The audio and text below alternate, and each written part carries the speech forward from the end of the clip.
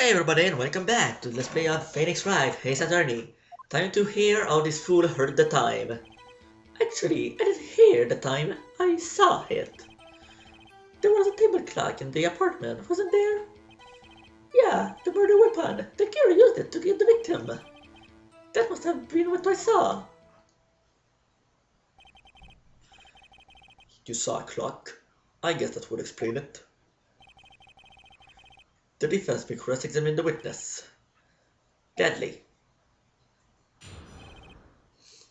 Alright, let's find a contradiction in that testimony. However, this time it's not as obvious. Let's check the evidences. So, he said that he saw it on this. A statue in the shape of the thinker is rather heavy. Ah, of course. So, a table clock in the apartment wasn't there. Yeah, the murder weapon. Alright. How do you know it was a clock? I mean, how is that a clock? It's a freaking statue. Objection! Wait just a moment. The murder weapon wasn't a clock. It was the statue. Now how is this supposed to be a clock? You with your objections and your evidence, just who do you think you are? Just answer the question, Mr. Solid. Hey, I saw it there, okay? That's a clock. Your Honor, if I may. Yes, Mr. Payne. As the witness stated, this statue is indeed a clock. The neck is a switch. You just tilt it and it says the time out loud.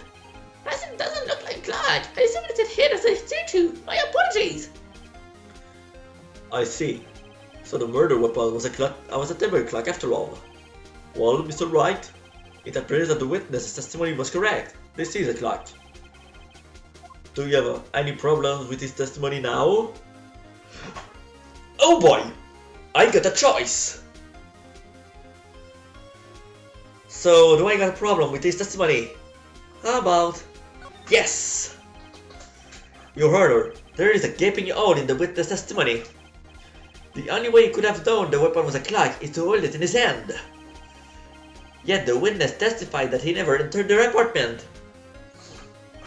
Clearly, a contradiction. Indeed. The witness knew it was a clock because he...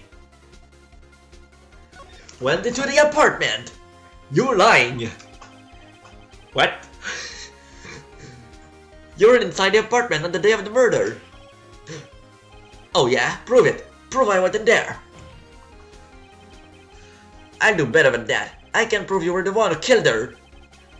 You struck her with the clock, and the strike of the blow triggered the clock's voice! That was the sound you heard! Order in the court! Intriguing. Please continue, Mr. Wright. Yes, Your Honor. Mr. Sowit, the sound must have left quite an impression on you. Understandable, since the murder weapon spoke just as you hit the victim. That voice was burned into your mind. That's why you were so certain about the time. What is the meaning of this? This is all a baseless conjecture. Baseless? Just look at the witness's face. Will the witness care to elaborate? Did you strike the victim with the clock? That day, I never. Look, the clock, I heard, no, I mean, I saw. Okay, that's just gross. I hate you! It was him, I tell you, I saw him. He killed her and should burn! Burn! Give him death! Order in the court, I say. Your Honor, a moment please. There isn't a shred of evidence supporting the defense claims. Mr. Wright, Your Honor, you claim the sound the witness heard came from the clock. Do you have any evidence?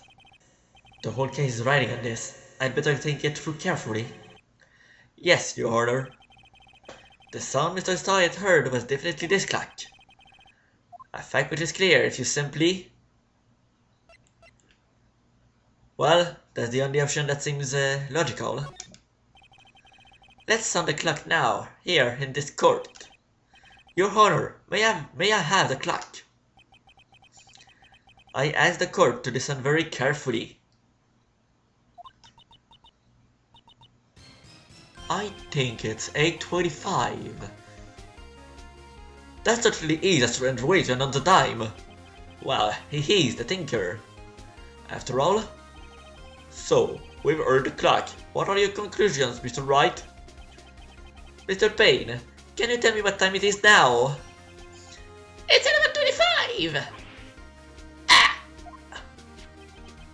As you can see, this clock is exactly 3 hours slow.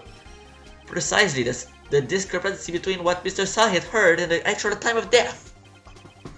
So, Mr. Sahit, try to talk your way out of this one. You forgot one thing. Uh-oh, what's he talking about?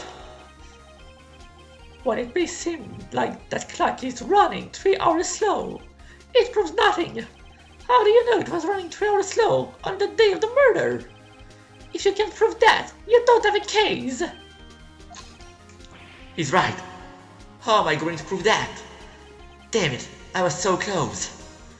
Mr. Wright, it seems you lack the critical evidence to support your claim. Yes, Your Honor. This means I cannot let you indict the witness. Unfortunately, this ends the cross-examination of Mr. Frank Sahit. I come all the way down here to testify, and look what happens. They treat me like a criminal. A criminal! You lawyers are all slime. I almost had him. Sorry, Larry. I failed you. There's nothing I can do about it now. Not so fast, Mr. Sahit. Chief. Listen up, right? Don't throw this one away. Not like this. Think. But, Chief, it's over. I can prove the clock was slow on the day of the murder. Nobody can prove that. Well, yes. But that doesn't mean you can't still win. Try thinking out of the box. Don't waste time doubting the facts. Assume the clock was 3 hours slow and think through it. Ask yourself, why was the clock 3 hours slow? Figure out the reason, and you have your proof. Right? Can you think of a reason as to why the clock would be 3 hours slow? Well, there was a power outage, but that's a battery clock. So, unless it was a clock from another country. Yes! Wait, maybe I can prove it. You must have evidence somewhere that can prove it, right? Find it and let them have it. Well, Mr. Wright, you said the clock was already running slow on the day of the murder. Have you found evidence to support this claim? Of course. There is a piece of evidence in the court record that can prove my claim beyond a doubt. Ha! Tough words. Let's see you pull this one off. Let's see this evidence that proves why the clock was running slow. She came back from Paris. So, maybe it was set at the time she was in Paris. Here, take that! The victim had just returned home from abroad the day before the murder. As we all know, the time difference between here and Paris is 9 hours. When it's 4 PM here, it's 1 AM the next day there. The clock wasn't 3 hours slow, it was 9 hours fast. The victim had reset her clock since returning home. That's why the time you heard when you struck her dead in the apartment was wrong. Prove it up for you, Mr. Sahit? Or should I say, Mr. Did It? Oh, burn!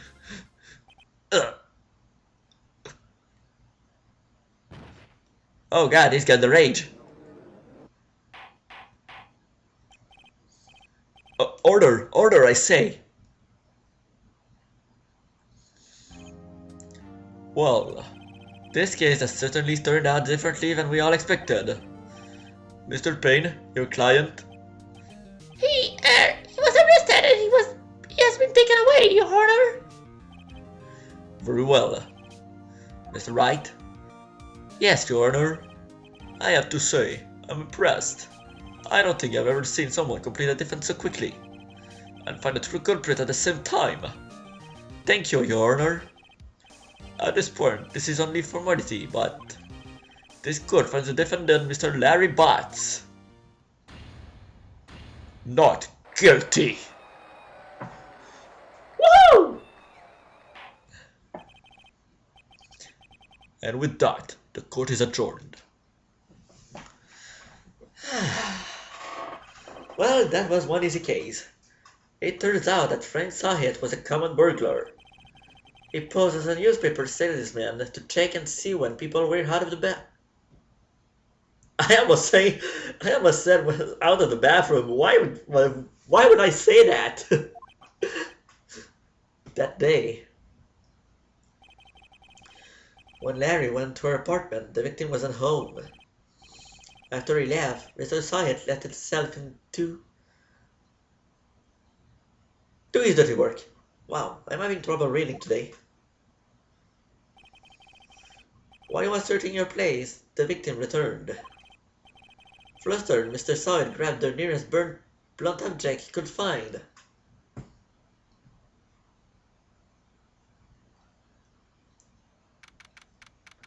August 3rd, 2:32 p.m. District Court, Defendant Lobby Number 2. Whew! I still can't believe we won! Right, good job in there. Congratulations. Thanks, Chief. I owe it all to you. Not at all, not at all. You fought your own battles in there. It's been a while since I've seen a trial end on such a satisfying knot. I've never seen the Chief looking this happy. If she's this glad, imagine how Larry must feel. My life is over. Larry, you're supposed to be happy. What's wrong now? Oh, Nick. Don't worry about me. I'll be dead and gone soon. Good. Wait, no, I mean, bad. Larry, you're innocent. The case is closed. But my Cindy Wind is gone, man. Gone forever. Larry, she was, never mind. Congratulations, Harry. Harry? Yes, you. I can practically see their headlights now. Larry Butz, innocent. Thanks. I already owe you one. I won't forget this ever. Let's celebrate dinner, movies, my treat. Oh no, I couldn't. Hey, I was the one who got you off the hook. Oh, hey. Here, take this. It's a present. A present? For me? Wait, wasn't this the evidence that... Actually, I made this card for her. I made one for her and one for me. Really? You made this? Well, thank you. I'll keep it as a memento. Yo, Nick. Can you believe it? I was so into that chick. And she was just playing me for a fool. Don't that make you just want to cry? Larry. Are you so sure? Excuse me? I think she thought quite a lot of you in her own way. Nah, you don't gotta sympathize with me, okay? Oh, I'm not just sympathizing. Really, isn't that right? Don't you have something to show your friend? Something that proves how she felt about him? Oh yeah, right. What the heck is she talking about? Well, if there's only two in existence, and she kept it, I guess she did like you. Check this out, Larry. Proof positive you weren't just some chump to her. Huh? Where'd you get that clock? This is the clock you made for her, Larry. She took it with her when she traveled. She probably just needed a clock, that's all. You think so? It's a pretty heavy clock to take traveling. Well, make of it what you will. Hey, Nick. I'm glad I asked you to be my lawyer. Really, I am. Thanks. Hope that made him feel a little better. Right? I hope you see the importance of evidence now. Also, hopefully you realize that things change depending on how you look at them. People too. We never really know if our clients are guilty or innocent. All we can do is believe in them. And in order to believe in them, you have to believe in yourself. Right? Listen, learn, grow strong. Never let go of what you believe in. Never. Well, I think our work here is done. Shall we be off? Yeah, I guess so. Say, how about dinner? On me. Please mind, don't go there. We'll drink a toast to innocent Butz. Yeah. Oh, speaking of Harry, you were saying part of why you became a lawyer was because of him. Yeah, part at least. You'll have to tell me more about it sometime. Maybe over drinks? And so, my first trial came to a close. Larry slapped me on the back and said, "Gee, Nick, it's good to have friends. But I'm pretty sure he's not going to pay me, unless you count the clock you gave Mia." I didn't know it then, but that clock was soon going to be at the center of another incident. And my promise to tell the chief about me and Larry would be one promise that I wouldn't be able to keep. Well, that's not a dark ending at all. The end. Well, this is it. It's over. Oh no. Nah, it's not over. A brand new episode has been added. Turnabout Sisters. Well, we're going to keep this for next time when we come back to the Let's Play of Phoenix Wright, Ace Attorney. See you later, guys.